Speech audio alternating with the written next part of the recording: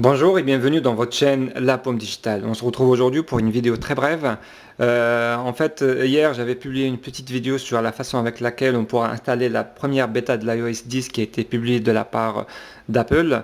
Et je vous avais en fait prévenu que cette méthode pourra très rapidement être patchée de la part d'Apple, et effectivement c'est le cas parce qu'aujourd'hui j'ai reçu pas mal de messages, que ce soit sur la page Facebook ou bien sur la chaîne YouTube, m'informant que la méthode n'est plus opérationnelle.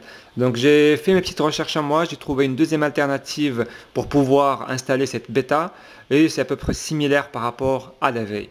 Donc avant de commencer, un petit conseil, pensez à faire une petite sauvegarde depuis iTunes par rapport à votre iPhone, tout en sachant que bien évidemment cette installation ne supprimera strictement rien de votre iPhone, mais une petite sauvegarde ne fera pas de mal.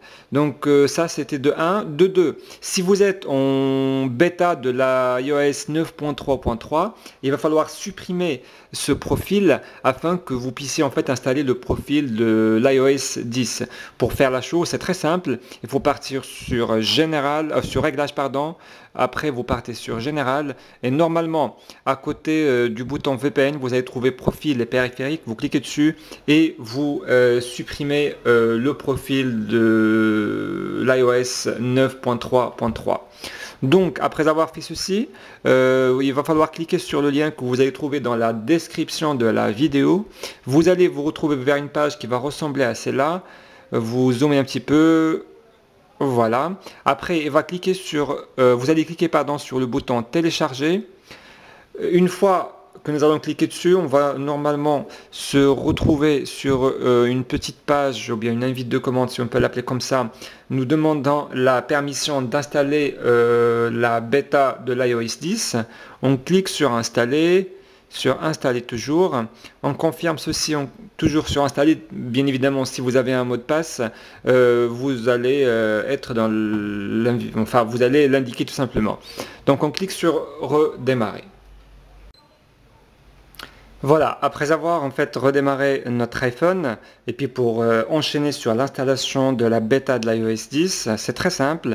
Vous partez sur le menu réglages.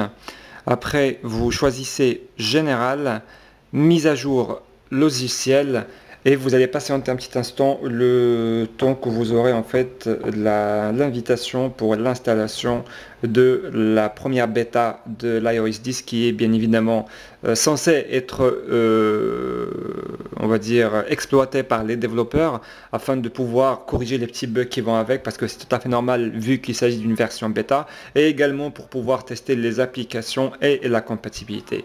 Donc tout ce qu'il vous reste à faire, c'est cliquer sur télécharger, installer, accepter les conditions générales d'utilisation. Bien évidemment, et c'est tout à fait logique, vous devez être muni d'une connexion Wi-Fi pour pouvoir installer cette version. Donc c'était tout pour aujourd'hui. J'espère que la vidéo vous aura plu.